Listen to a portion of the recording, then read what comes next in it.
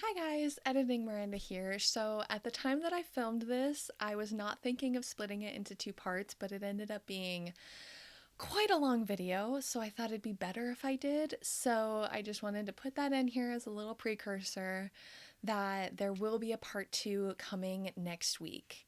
So I just wanted to let you know, and now we'll get back to regularly scheduled Miranda.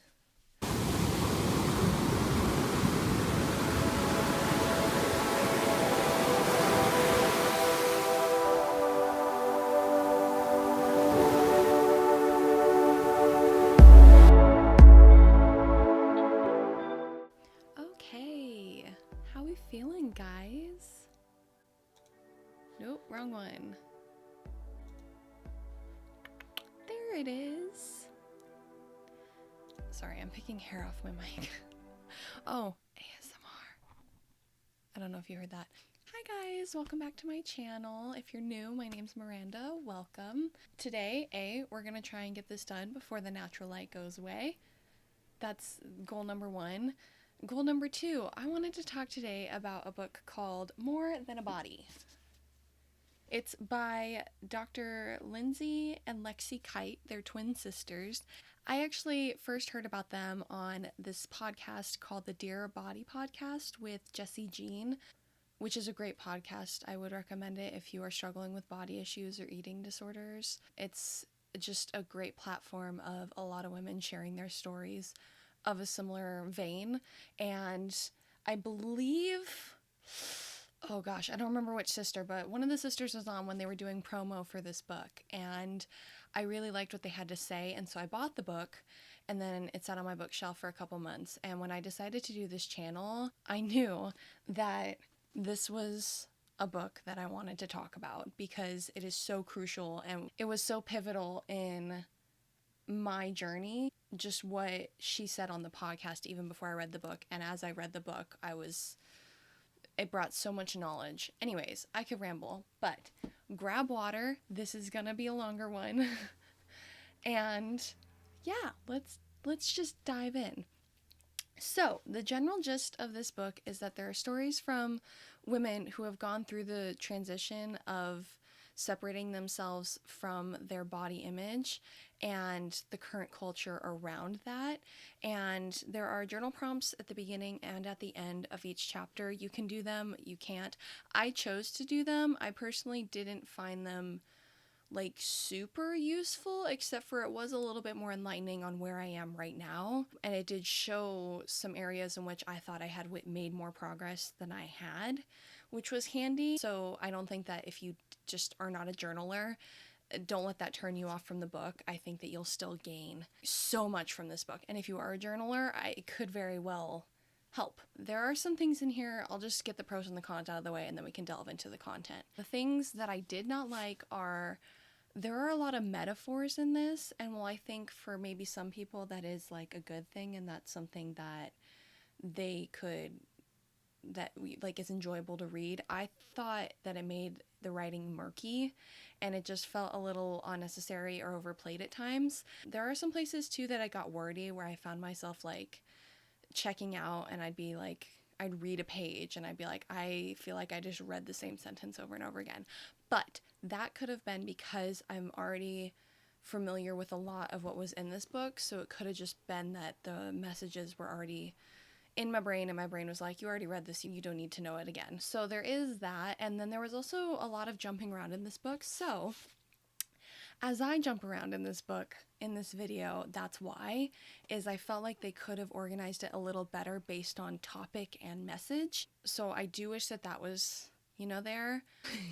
I'll just make this a thing. I did so much bookmarking. This book is so much thicker than it was. I had to make more room on my bookshelf for it after I was finished reading it. Their whole objective in More Than a Body is that your body is an instrument, not an ornament. And that goes with the idea that they mention later in the book about appreciating your body, not just because it can or does look good, but because you know it's good. And if you see my eyes kind of going like this, it's because I wrote out notes because there was so much in here and I wanted to make sure that it was organized and put together in a way that was easy to watch for you and that really got the points that I wanted to bring out across. So if you see me doing that, it's because I've got a Word document sitting right there that is keeping me focused, because otherwise I'll just ramble. So they also do state, and I am going to quote quite a few things from this book because they do say things quite well, and I just don't think I could say them as well as they do in this book, or I'd just be paraphrasing. So they also state that we believe women are suffering not only because of the ways beauty is defined, but we are suffering because we are being defined by beauty. And I just thought that that was a really great, like, tagline, I guess. The main message in this ideology is focused around self-objectification, which is this thing, like this idea in which you're viewing your own body from outside of yourself. This perpetuates the idea that you are to be looked at instead of, like, experienced. And I really liked this. I thought that putting a word or a term to it really helps recognize where you're doing it in your life in regards to yourself. And I thought that that was one of the really nice things that they bring. So let's just get into what I gained from this book. Self-objectification is exhausting. And it's not only experiencing life as yourself, but it's also as someone outside of yourself, trying to gauge how you appear from others' point of view. And it's just not only confusing to say, but it's just a lot. And I didn't realize how exhausting it was until I started, like, reworking my brain and becoming aware of when I was doing it and disconnecting from that it was taking so much of my energy, constantly trying to pull the shirt here or fix the pants there, or what if I have a wedgie, or like those types of things that are like things that are constantly rolling through women's brains. And that's self-objectification, assuming how you look from the outside and assuming that that's somehow wrong. And doing this keeps you separate from yourself and kept me in a cycle of talking horribly to myself about not only my body but my health. And it kept this idea that how others see me is more important than how I feel within my body. And that gave me a pass to assume the worst about how others were viewing me. So I just assumed that everybody was just seeing me and seeing what my inner critic was saying, like just really awful things. And so it's just not a great place to be. And I do also want to preface, before I do go any further, there is a trigger warning for today because I am going to talk about a lot of facets into body image and all of that stuff, which means that there is going to be talk about violence, self-harm, eating disorders, and just anything under that umbrella. So if you are triggered by that, I will let you know when I'm about to start talking about that, and then hopefully you can just get what you can from what I'm saying up until that point, and then dive maybe into the book at your own leisure in a place where you feel safe. Okay, let's continue. Self-objectification kept me turned against my body and made me feel like my body was my own worst enemy, and I didn't appreciate my body for that. And so that kept me in a cycle of eating horribly and feeling justified because I felt like I deserved it. I felt like I deserved to feel like crap. And not everybody's going to have that same belief system, but it was just one of the ways that objectification showed up for me. So it just really bloomed self-hatred and just all of that in my life. The mindset that they talk about through this book goes along a lot with what Florence spoke about in Women Don't Owe You Pretty, which I did mention in the top 5 books that changed my life. If you haven't seen that, go watch it. It's this book right here. So Florence speaks about it, and they talk about it as in regards of seeking validation outside of yourself and how toxic that can be for yourself and your mental health. And the way that More Than a Body approaches it is they give you the tools to kind of shift the focus and pull the validation from inside of yourself. And so it's no longer outside of yourself, that's no longer the focus, and you're able to embody yourself more when you are the focus, and how you feel and whether or not you are happy with yourself is the focus. So there are going to be categories here. I kind of just pulled from different sections of the book, and really they do have it organized. Like there's 6 chapters and there's like media, self-objectification, division within like women, health and fitness, and like then their kind of conclusion, I kind of separated it into a couple different things to better organize my thoughts. We will start with the beginning, aka childhood. I'm going to read a couple quotes here. Beauty isn't a limited resource in our world. Neither is love, attraction, validation, peace, intelligence, or happiness. But a world with narrow and highly prized ideals about bodies divides us into hierarchies of who looks right and who doesn't, and then ties our hopes for achieving all of those good things to our ability to climb the hierarchy. This pits us against our own bodies and each other in a constant state of comparison, whether to our past selves, our future body goals, or the woman in the office down the hall. We watch ourselves and compare the person we see to everyone else around us. Even as young girls, we had already begun to sense that to live our best, most fulfilled lives would require us to look a certain way. Those simple experiences, cultivated by innocent-seeming media exposure and the reinforcement of those ideals by well-meaning family and friends commenting on their own bodies and the bodies they valued or devalued, began to distort our body images, making our bodies into something to be seen, not sensed. Our body images moved from a part of our holistic self-perceptions experienced from inside ourselves to a separate external one-dimensional vision. So that really kind of sums up like the childhood beginning, but there is something that they talk about in here that I want to talk about, which is the two sides of early objectification. And they delve into it a little bit more, but I'll basically kind of paraphrase / sum it up in that there's two sides. One is the lewd comments, the sexualization of young girls. That is like the comments from your creepy uncle or just people on the street. Or there's the lesser spoken about, at least in my experience, side of objectification in which girls are taught to hide their bodies, be modest, and cover up.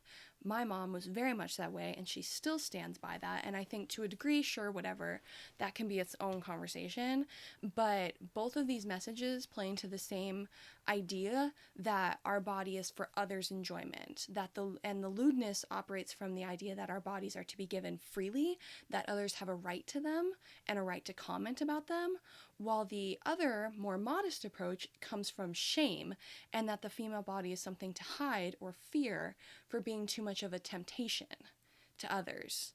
And I think they say it somewhere in here. I don't know if it's in a quote that I'll read later, but they talk about the fact that by telling a girl that she has to cover her shoulders or having that be part of like dress codes and stuff is sexualizing that part of the body. It's separating women's bodies into parts, shoulders, knees, hips, and that those individual parts are then sexualized. Speaking of dress codes, let's talk about dress codes, because this is something I hadn't really thought about, and especially through the lens of like body image and body dysmorphia and all of that stuff.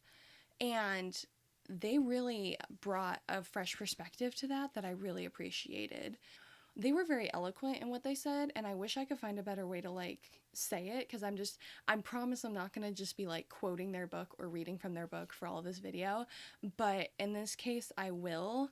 And this might, just because there are a few quotes and I don't quite remember all of them, this might be the moment that I'll draw the line and just say, if you're worried about those triggers that I mentioned before, now would be the time to maybe click off.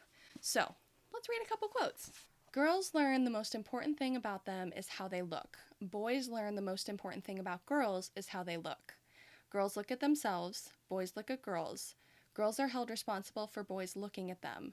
Girls change how they look. Boys keep looking. The problem isn't how girls look. The problem is how everyone looks at girls. And I just thought that was bar. Dress codes don't prevent girls from being perceived as sexual objects. They reinforce it. They take the focus off of girls and women as people and hyper-focus on each part of them in need of covering, thus sexualizing those parts or positioning them as inappropriate, are not inherently sexy or sexual. When dress codes demand that they be covered up, boys learn, right alongside girls, that those particular female parts are inappropriate and are thus sexually charged. They also learn that it is normal and appropriate to objectify girls and women, which is an understanding they will carry into adulthood. Every time we teach girls to meticulously cover their bodies in order to protect themselves and to protect men from themselves, we reinforce a view of women as objects. Talk to teens about the shame-free realities of their sexual responses and their responsibilities to act with integrity and respect for others. It can be comforting and empowering for teens and adults to know that we all get to decide for ourselves how we use our brains and bodies, and that we can see all people as full-fledged, thinking, feeling humans, no matter how they are dressed or how they act. So those are just a couple things in regards to dress codes that they spoke on that I thought were just genuinely good lessons to teach children and teens in general, let alone just specifically about bodies and the sexualization of them. I thought that that was really beneficial. But now is my soapbox moment. There was just a moment where I found in the midst of this that I just needed to rant a little bit from my perspective. So I'm going to put down the book for a second and we're just going to talk. So, the objectification of women keeps a lot of people rich, and it keeps certain power systems in play that don't benefit those being objectified, i.e., in this case, women and girls. The shame and fear that comes along with feeling objectified or believing that your existence is something to apologize for and hide from keeps strong, capable women from seeing their worth and possibly, just maybe, putting the energy that was previously dedicated to hiding or fixing their supposed flaws into dismantling the very systems that people are making billions of dollars from that previously kept them stuck, which is what I experienced. Imagine how much you miss out on because you're afraid of being seen the way your manipulated inner critic sees you. Marketing and the billion-dollar industry conditions you to look at yourself as though you have a million flaws to render you incapable of being looked at as anything other than a project or a work in progress. And because you then see yourself as such, you assume that that is how others see you, thus downplaying your worth. I never raised my hand in class, ever. And if I did, I was so incredibly anxious about it that I had to coax myself up to do it, and then I'd practice the question I was going to ask in my head like 10 times before I raised my hand. And even then, it was just a lot, and I usually stumbled over my words and felt incredibly embarrassed because I just didn't want to be looked at. I hated going swimming or dancing or anything that I genuinely loved to do but didn't want to be seen doing because I didn't want anybody to see my body doing them. And that sucked. So there is also a giant double standard in regard to women aging versus men, as graying hair for men is a sign of maturity, elegance, and all the other things that are good, and women are seen as unkempt or no longer relevant or sexy or any of those things, with a few exceptions like Meryl Streep and I'm sure a couple others. But again, they're exceptions to a very large rule that is just stupid, for lack of a better term. All of these companies are spinning anti-aging products as if they are doing you a favor by keeping you in a space in which your worth is defined by how you age, or in this case, spend thousands of dollars to not age. And I literally, and they mention it in the book, I literally cringe every time I hear "because you're worth it" come from my TV, which just has always grated on me, even as a teenager. It just bothered me. And this idea that if you buy these products and invest in your worth, then you're somehow better? Like, does that not seem twisted? Like, what do men do because they're worth it? What do they spend money on because they're worth it?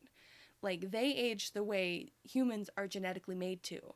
And yet we, a class in which makes less money than men, is required to put more of like our money into this industry that men, who not only are already making more money, but don't even have to buy into. It just, the beauty industry keeps you stuck in a mindset of comparison, and that is not how you become who you're meant to be, nor does it encourage you to grow in the ways that you need to do so, or to be in your own individual self. And it keeps you stuck focusing on others' lives and their progress, all while simultaneously shaming yourself for not achieving what other people have, whether it's something that you want or not. It just matters that they seem to have more than what you perceive you do. And that just is not right. So instead of comparing, I have now started turning inward and listening to what I want and what I need. And without the pressure of living up to somebody who has a life that I may want someday or don't even really want, but it seems like more fun than I'm having now, I've turned that dial down. I don't listen to that voice in my head anymore. And that has really lessened the toxic mindsets or the toxic sayings that I heard going on and on in my brain. It's lessened that, and it's really strengthened my relationship with myself. When you have that inner critic constantly nagging at you and constantly putting you down, and when you kick that inner critic out, there's less pressure to do things now, to do it all now, to be perfect now, or to be perfect in general. You just, at least for me, I just started living life. I just woke up in the morning and went, how can I be happy? How can I feel productive today? And sometimes that meant laying in bed all day. And that's perfectly okay. And sometimes it meant getting up and doing 7 different things. It didn't matter. All that mattered was that I was looking at myself and looking inward and asking what I needed, not what I needed to do to be them. Okay, that was my soapbox moment. If you stayed for that, thank you. Now let's get back to the regularly scheduled programming. I'm sweating and I'm also so thirsty. I dribbled water. Also, I did a pink theme that was not intentional, but apparently I'm feeling it. Okay, marketing. Let's just go on the train, 'cause you're worth it. There are a couple quotes that I want to read to start this off, so we'll just do that and then we'll go in. The most popular strategy for promoting positive body image relies on messaging such as all bodies are beautiful, or all bodies are bikini bodies, or our flaws make us beautiful. Those ideas might provide a temporary mood boost and are catchy marketing slogans, but ultimately they don't get to the root of the problem. Regardless of how the definition of beauty expands, it's still being reinforced as the most important thing about us. And this was something that kind of blew my mind, because a lot of my healing journey in regards to me and my body image was really coming from loving how my body looked and all of those things, and finding women like Ashley Graham, who, no shade to her, she's a queen, but finding inspiration in women like her and like, oh my god, her body is like my body, and like stuff like that, that while a great band-aid was not fixing the root of the problem. You hate your body instead of hating the expectation that your body fit a certain mold. You hate your weakness and lack of discipline instead of hating the profit-driven solutions that are designed to require a lifetime of purchases, but still leave you short of perpetually out-of-reach ideals. Most media messages about women's bodies are based on the idea that our happiness, health, power, and relationship status depend on our consumability, how good we look to others, and how irresistibly sexy we are. And the word consumability really struck me, because that was something I hadn't really put together with how I viewed my body or how I assumed others viewed my body. And when I put the word consume or consumability to my body, I felt icky. And I was like, my body's not something that you consume. It's not something that I consume. It's something I live in. It's something I experience life in. And that really helped remind me when I had like moments where I wanted to go back in my comfort zone of feeling like I have control of how others see me, or control over how my body wants to live in this life. That really brought me back to the moment when I would start trying to control my diet or start trying to self-objectify again. I would be like, no, you are not to be consumed. And that really helped.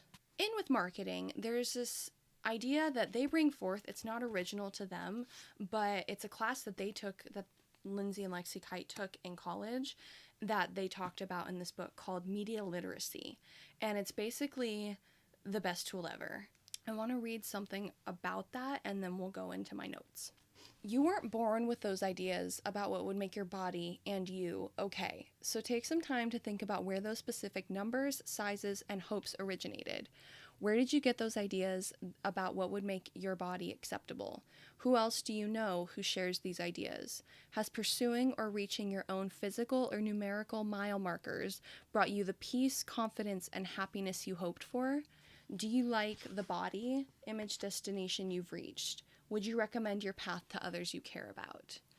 So, media literacy is one of the best tools to gain as far as moving on from body objectification and the toxicity of diet culture. Learning to look at the media that you consume with a discerning palate brings your intuition back into like the game and back into really looking at what is truly honoring to you. I spoke about this a little bit in my social dilemma commentary and why I deleted Instagram, which I will go into a little bit later in this video as well in regards to social media, which is separate, but all in its whole, really looking at what you consume in a day, what you look at, and how that shapes how you feel about your body really brings into perspective a lot of things. Not only does it allow you to see what's causing you to feel negatively versus positively, but you also look at and really start consciously deciding what you give that power to. And more often than not, at least for me, it's like 99% of the things that I see, I don't give any power to. I laugh at it because I'm like, they're trying to get in my brain and make me think that I'm not awesome when I know that I'm awesome. Am I perfect? No. And I'm never gonna be. But that, like, it's just that's how it is. And so having that discerning palate and really not believing everything you see and hear, it's a really helpful tool. So recognizing that everything that you consume, buy, see in regards to ads and commercials comes from a boardroom of people who have a vested interest in you seeing your body a certain way that will benefit them, it just really helps because they only profit in you believing not only that you're flawed in a certain way, but that they can help cure your flaw if you give them your money. And that takes, when you recognize that that's the model and that those people, those products, more often than not, there are some products out there and some businesses that really do have a positive like belief and message that they're trying to send. So there is that. But I'm talking about mainstream products are really just out there for profit and they don't have your best interest. And when you finally recognize that, you are able then to really look at the grand scheme of things and not only look at where you're putting money, whether it's in your best interest, both physically with your money, but also spiritually with how you feel about yourself. It also really just takes the power away from those messages that you hear, whether you are absentmindedly watching TV while you cook dinner or you're scrolling through Instagram like consciously. It just really allows your brain to stop letting those messages become your belief systems. So, truly looking at who profits or benefits off of what you believe in regards to your body, beauty, worthiness, and sense of self really just shows you all the ways that you've been lied to and manipulated to believe that you aren't enough as you are, which you are. It may be cliche or uncomfortable to hear. I still struggle with hearing that I'm enough or telling myself that I'm enough, but it's true. You don't need literally anything. You could stand naked outside, probably get arrested, but you could do that and you'd be enough for anything, for love, for success, however you view that, whether it's inward or outward or both, for happiness, for joy, for a fulfilled life, you're enough. Easy as that. And whether or not you decide to buy makeup because you're worth it does not change that. This is also not to say like makeup and the sun, she's coming out for a visit.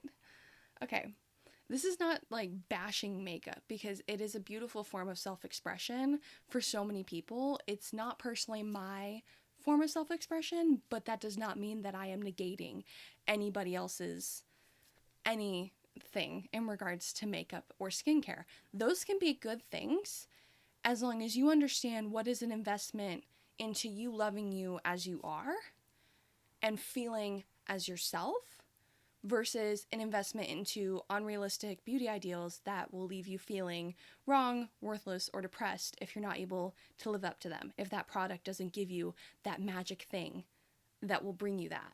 All right, we're gonna fix the lighting. Even though I love the sun, she's gorgeous. Not the perfect lighting, but it's natural lighting, and I love it for that. Okay, so to close out media literacy and marketing and all of that, Jean Kilbourne is a really great resource in regards to media and the objectification of women and the twisted narratives and the consequences of toxic marketing and what that has on young girls as well as women.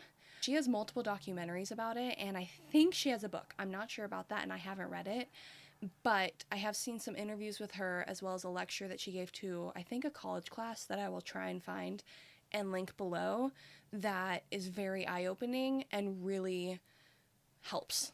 There are a ton of resources that really helped me, like videos on YouTube, TED Talks, and a couple like lectures and stuff that were really helpful for me in this journey that I will link down below. So if any of this interests you, there's most likely a secondary resource aside from this book that will be down below. Okay, social media. So like I said, I talked about this in my commentary on the social dilemma, but I did want to mention it here as well, as it is very entrenched in this book. There is an entire chapter on media literacy and social media. And so I already explained why I decided to ditch Instagram, and it was just because I was comparing myself constantly, and it was incredibly toxic for my mental health and my self-worth. And I also was like losing 4+ hours every day just scrolling through Instagram. It really benefited me, and so there's a passage that I'm gonna read. This is an excerpt from a woman/teenager. A 16-year-old named Annie emailed us, and she said, "Your presentation left such a strong and powerful impression on me. I walked into school thinking about the way I want to be to people instead of how I simply want to seem to people. Instagram has discouraged me countless times, and I took your challenge to get off of it for the week, and I can honestly say I have never felt more liberated. It was so much easier to be my true self and be content with my life when I stopped comparing myself to the best moments of someone else's deceivingly perfect life. I have been kinder to my family. I have been inspired to take better care of my body. I have been able to focus so much better in my athletics, my school, my life. You really clarified to me how I can be happy by just being myself and seeing the best in others." So then a couple years later, they inadvertently received an update on Annie, and so they included that in the bottom. And like, I'm not going to read all of it, but she just mentions the fast that she just talked about, and says, "During this fast, I remember feeling indescribably elated. I was more in touch with myself than I had been in some time." And that really summed up how I felt when I disconnected from social media. Is just, it was an indescribable, like, oh, I'm me again. And I had spent so many years going, who am I? What am I doing? What's life about? And I still can't like verbally say who I am, but I know who I am. And it's not anything to do with who I thought I should be and who I thought would lead to more acceptance from others. It's just who I am. And without constantly having that comparison shoved in my face of other people and their lives, I'm able to walk through my life just knowing that I am who I am, and that's great. So now I want to talk about the negative repercussions of self-objectification and objectification in general, because there's quite a few. So, first off, objectification represents prejudice and bias against people who don't fit the ideals: fat phobia, racism, sexism, ageism, and classism, and dehumanization of women and girls that contributes to widespread violence and abuse. At least I never really thought about it in that perspective of like, objectification keeps women and girls in this idea that they're objects, which is perpetuated in the messages sent to men, which then leads to more violence against women. That's the trail. And I loved that they so succinctly put that into one sentence. So let's talk about cosmetic surgery. Cosmetic surgery is a controversial issue, and I do want to preface that I believe that everybody has a right to do whatever they please with their bodies. It is your body wholeheartedly. And that includes cosmetic surgery. And that's the way that they approach this in the book. And they're very respectful and accepting of why someone would want cosmetic surgery and meeting people where they're at in that regard. And they also mention, and I second, that surgeries such as like gender confirmation, mastectomies, and those necessary for health problems are not what they're talking about or what I'm talking about in what follows.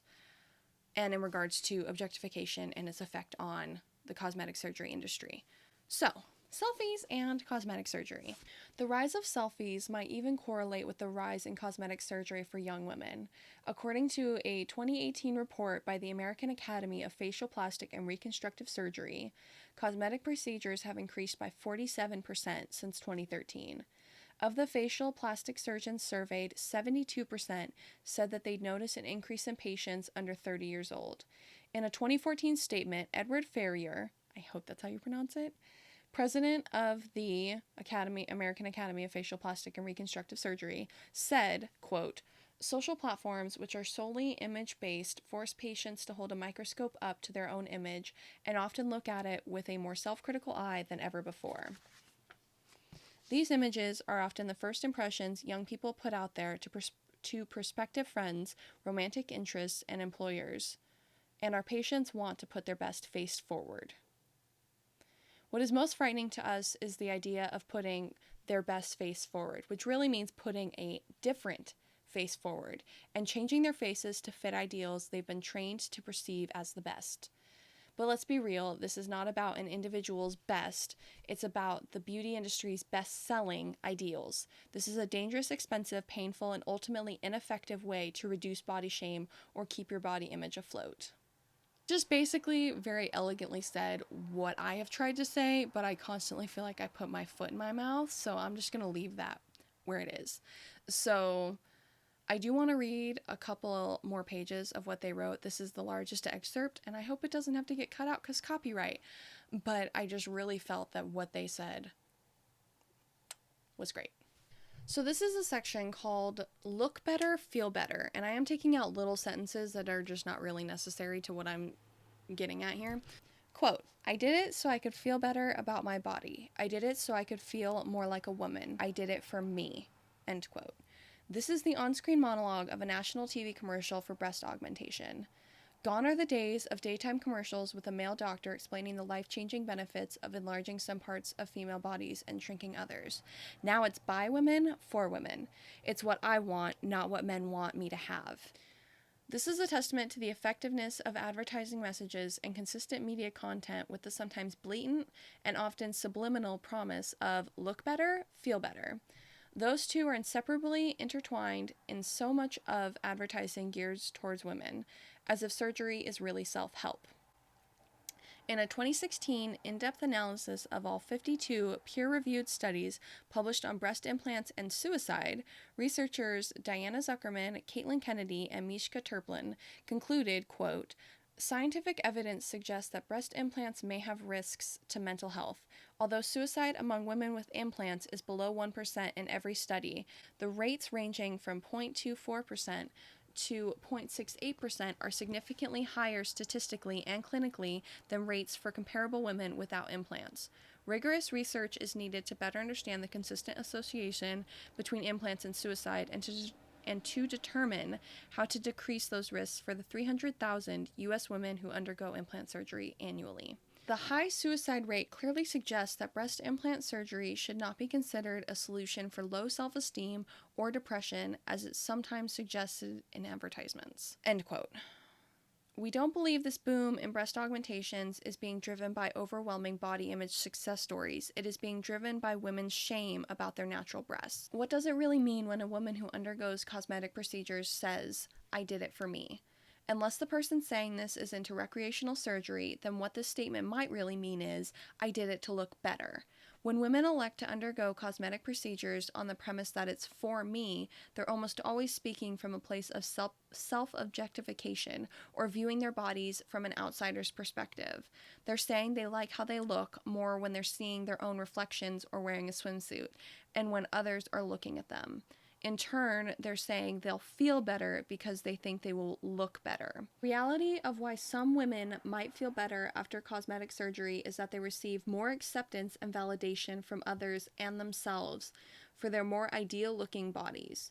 If cultural ideas didn't teach us all that certain boobs are better than others, millions of girls and women wouldn't be getting medically unnecessary objects implanted in their chests. If we take look better and get more validation from others out of the equation, what's really in it for me at the end of the day is spending thousands of dollars, losing significant time in surgery, recovery, and follow-up exams, possibly losing sensation in your breasts and other operated on areas, risking your health, including through common complications, increased chances of cancer, as well as decreased chances of detecting cancer, the little studied but massive phenomenon of breast implant illness, and more. Instead of admitting and acknowledging that cosmetic procedures, whether breast augmentations or butt lifts or Botox, are profit-driven pursuits that overwhelmingly prey on women's body shame, the cosmetic surgery industry convinces women that elective procedures are self-care, self-improvement, and a quick fix for body image woes. But self-care that is truly caring takes care of your whole self, not just your visible self. Self-objectification is not self-care. The rewards for fitting beauty ideals or being deemed desirable are attainable until they aren't. He changes his mind, she finds a better option, a new look is in, you get older, your appearance has changed, you become sick or injured, you get pregnant, you run out of money. When a woman is empowered, she is in control of her own sense of self rather than having it defined or determined by others. So, yeah. The numbers of cosmetic surgeries are dramatically increasing, and it's only going to keep growing as generations continue. And what are we truly getting out of this, except for seeing more and more unnatural beauty ideals that perpetuate a feeling of not being enough and therefore not worthy as is? And I know that this is a very delicate conversation and that it's very entrenched in the depths of objectification and body image and self-acceptance and all of that stuff. It's a hard thing to talk about, and I'm not discounting that, and they're not discounting that. That was a chopped up quotes. I easily could read that entire section, that entire chapter, because all of what they said is so incredibly important to read, but I had to pick and choose the best, most impactful moments. And so I hope that I didn't offend anybody. That was not my intention. So let's move on to self-harm, which is, a lighter topic. When feeling beautiful and desirable remains the only solution we can imagine to the large-scale problem of body image concerns, of course we are left feeling worthless and deserving of pain. And when you don't know other ways to deal with the brutal realities of life in this dehumanizing environment, and you don't feel worthy or equipped to seek better options, allowing yourself to sink to the bottom might feel like a reasonable response and the only one you are capable of making. So self-harm is something that I came close to, but never actually did. And I do think that if I had the tools that I have now, I wouldn't have reached that point, because now when I find myself feeling sad or feel pitted against the world, those messages, those negative messages do still sometimes get in without me knowing, and you do just have days where you're just feeling like crap, and that's just inevitable. It's a part of life. My dog's still there. But if children are given the tools to love themselves through it all instead of turning against themselves, I really think that it just will change so much. Alright, so like I said, I did split this into a two-parter, so that will be the end of this time. I did not make a good outro for this, so I just wanted to pop in here and say that part 2 will be up next week. So I hope you guys liked what I had to say so far, and I hope you guys check in next week. I will see you next week. Bye!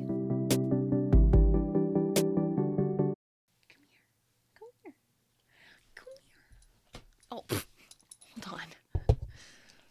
Hi.